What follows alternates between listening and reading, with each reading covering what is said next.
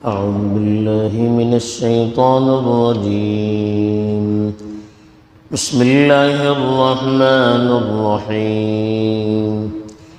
وإذ غدوت من أهلك تبوئ المؤمنين مقاعد للقتال والله سميع عليم. إذ همت طائفتان منكم أن تفشلا والله وليهما وعلى الله فليتوكل المؤمنون.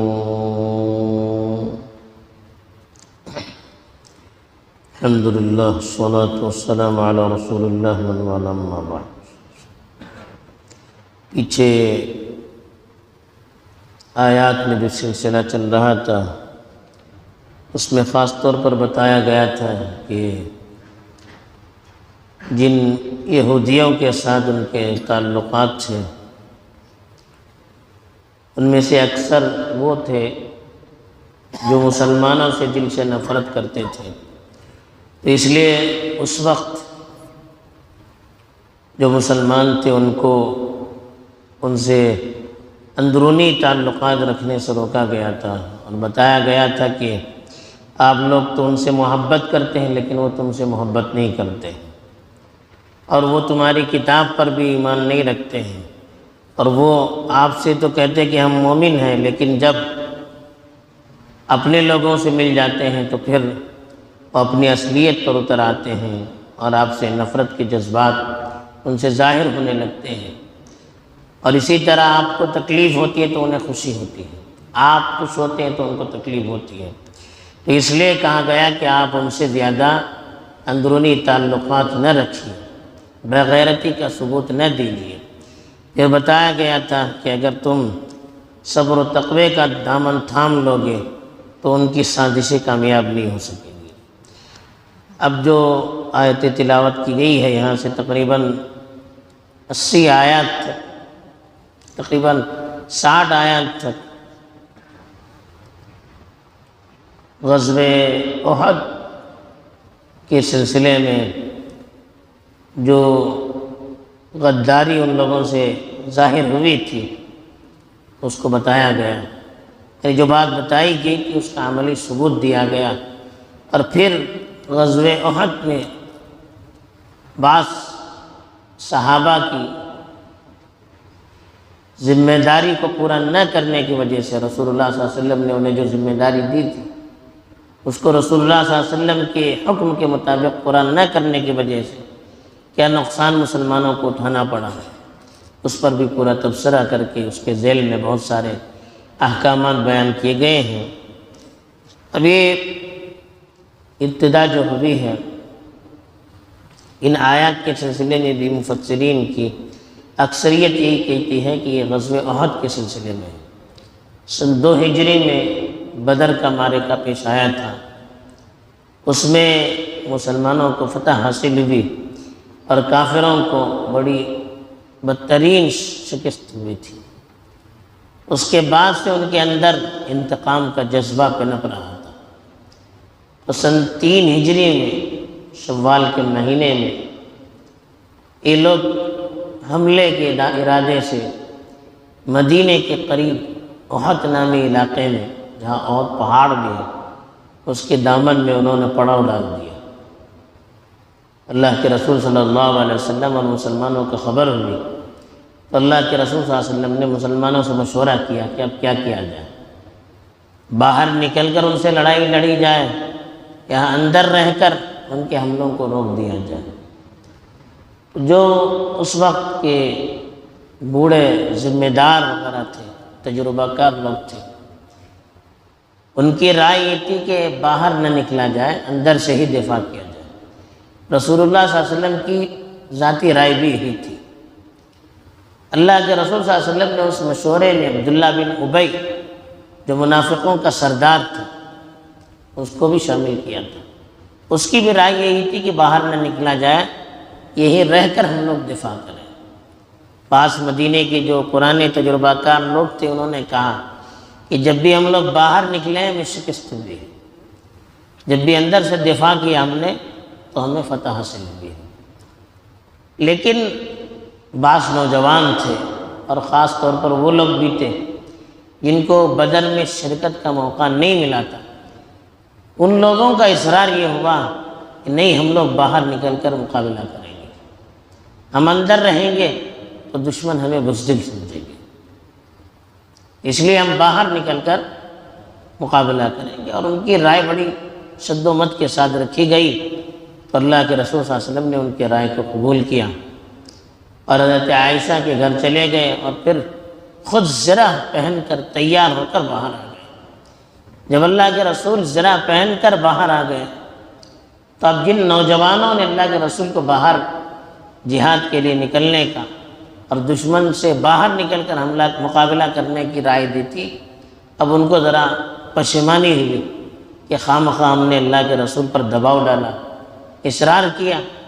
اس لیے انہوں نے کہا اللہ کے رسول، ہم نے جو بات آپ سے کہی تھی ہم واپس لیتے ہیں، ہم بھی وہی رائے رکھتے ہیں جو آپ کی رائے ہے، اب یہیں رہ کر دفاع کریں، ہم بھی آپ کا ساتھ دیں گے۔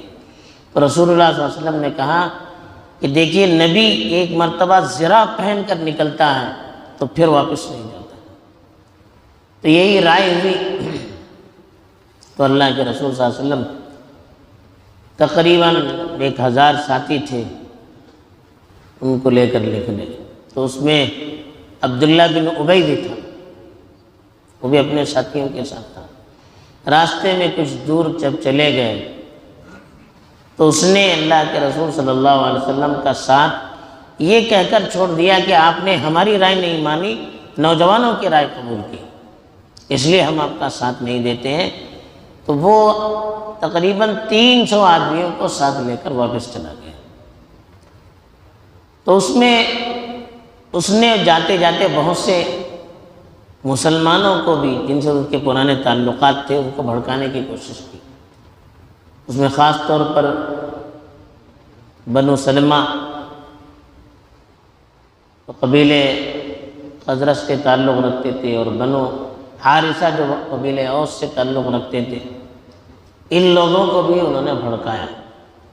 ان لوگوں کا بھی ارادہ تھا کہ واپس چلے جائیں، لیکن اللہ تعالیٰ کی توفیق ان کے ساتھ شامل حال رہی، اس لیے کہ وہ دل سے مومن تھے، تو اللہ نے ان کو بچایا، تو پھر وہ واپس جانے سے باز آ گئے۔ تو اس موقع پر رسول اللہ صلی اللہ علیہ وسلم نے صبح صبح میدان میں جا کر مورچہ سنبھالا تھا۔ پوری فوج جو تھی اس کو منظم طور پر اللہ کے رسول نے سیٹ اپ کیا اس کا، آپ یہاں کھڑے رہیں گے، آپ یہاں کھڑے رہیں گے، آگے کون پیچھے کون، یہ پوری ترتیب خود رسول اللہ صلی اللہ علیہ وسلم نے بنفس نفیس میدان میں شریک ہو کر پوری ترتیب کی تھی اور پوری قیادت کی تھی، اور قیادت کا جھنڈا کس کے ہاتھ میں دینا چاہیے یہ ساری ترتیب کی تھی۔ اسی کے متعلق اشارہ کرتے ہوئے اللہ نے کہا وَإِذْ غَدَوْتَ مِنْ أَهْلِكَ، غدا یغدو کہتے ہیں صبح صبح نکلنا، تو آپ اپنے گھر والوں کے پاس سے صبح صبح نکلے۔ تُبَوِّئُ الْمُؤْمِنِينَ مَقَاعِدَ لِلْقِتَالِ، بَوَّأَ یُبَیِّئُ کے معنی بٹھانا، کھڑا کرنا، مقاعد کی جمع ہے، بیٹھنے کی جگہ، یعنی مورچہ سنبھالنے کی جگہ۔ قتال جنگ کو کہتے ہیں۔ آپ جنگ کے مورچے پر ایمان والوں کو مقرر کر رہے تھے، یعنی صبح صبح آپ نکلے۔ تُبَوِّئُ الْمُؤْمِنِينَ مَقَاعِدَ لِلْقِتَالِ، ایمان والوں کو جنگ کے لیے مورچے پر آپ بٹھا رہے تھے، مرتب کر کے، ترتیب کر کے، کون کہاں رہے گا، یہ ساری ترتیب اللہ کے رسول صلی اللہ علیہ وسلم نے کی۔ اللہ سمیع علیم، پھر کہا اللہ تعالیٰ ہر چیز سننے والے ہیں اور ہر چیز کو جاننے والے ہیں۔ کون کیا رائے دے رہا تھا، کیوں رائے دے رہا تھا، کس کے دل میں کیا بات ہے، ہر چیز اللہ کو معلوم ہے۔ مورچہ سنبھالتے وقت اللہ کے رسول اور صحابہ کی کیا کیفیت تھی یہ اللہ تعالیٰ کو معلوم ہے۔ پھر وہ جب عبداللہ بن ابی جانے لگا تو بنو حارثہ اور بنو سلمہ ان لوگوں نے بھی اس کے بہکاوے میں آ کر واپس جانے کا ارادہ کیا تھا۔ ان کی طرف اشارہ کیا کہ اِذْ هَمَّتْ طَائِفَتَانِ مِنْكُمْ أَنْ تَفْشَلَا، تم میں سے دو گروپ دو جماعتوں نے شکست کے ڈر سے ارادہ کیا، یعنی شکست کا ارادہ کیا، واپس جانے کا ارادہ کیا، حوصلہ توڑنے لگے۔ ہم مانے ارادہ کرنا، فشل افشل مانے ناکام ہونا، واپس لوٹنا۔ تو اذ ہمت طائفتان منکم ان تفشلا، تم میں سے دو جماعتیں ڈر سے، حوصلہ پست ہو کر، شکست کے ڈر سے واپس لوٹنے کے بارے میں سوچنے لگے۔ واللہ ولیہما، اللہ تعالیٰ ان دونوں کے کارساز تھے۔ یہ اللہ کی مدد ہوتی ہے ان لوگوں کے ساتھ جو اللہ کے لیے مخلص ہوتے ہیں۔ شیطان ان کو ورغلاتا بھی ہے، وسوسے بھی ڈالتا ہے، لیکن اگر وہ مخلص ہوتے ہیں تو اللہ کی مدد ہوتی ہے۔ یہی ہوا بنو سلمہ اور بنو حارثہ کے ساتھ، اس لیے کہ دونوں مخلص تھے۔ گرچہ بہکانے والوں نے بہت کچھ بہکایا، اس کی وجہ سے شیطان نے دل میں غلط وسوسے ڈالے، لیکن اللہ نے کہا کہ واللہ ولیہما، اللہ تعالیٰ ان دونوں قبیلوں کا ولی تھا، کارساز تھا، ذمہ دار تھا۔ وعلی اللہ فلیتوکل المؤمنون، مومنوں کو اللہ ہی پر بھروسہ کرنا چاہیے، ڈرنا نہیں چاہیے۔ جب اللہ کے لیے نکل چکے ہیں، اب کیا ہوگا یہ اللہ پر چھوڑنا چاہیے۔ اپنی طرف سے جو وسائل ہو سکتے ہیں ان وسائل کو تیار کرنا چاہیے، جتنی تیاری ہو سکتی ہے اتنی تیاری کرنی چاہیے، پھر اس کے بعد اللہ پر بھروسہ کر کے اسی پر یقین کر کے آگے بڑھنا چاہیے۔ بہرحال ان آیات میں یہ پیغام ملتا ہے کہ جو ذمہ دار ہوتے ہیں، اللہ کے رسول صلی اللہ علیہ وسلم کی مثال دے کر بتایا۔ اللہ کے رسول نے خود قیادت سنبھالی، خود مورچہ سنبھالا، فوج کی ترتیب اللہ کے رسول صلی اللہ علیہ وسلم نے خود دی تھی۔ اور دوسری چیز، اللہ پر بھروسہ کر کے جو نکلتا ہے اللہ کی مدد اس کے ساتھ رہتی ہے، اور مومنوں کو یہی کرنا چاہیے۔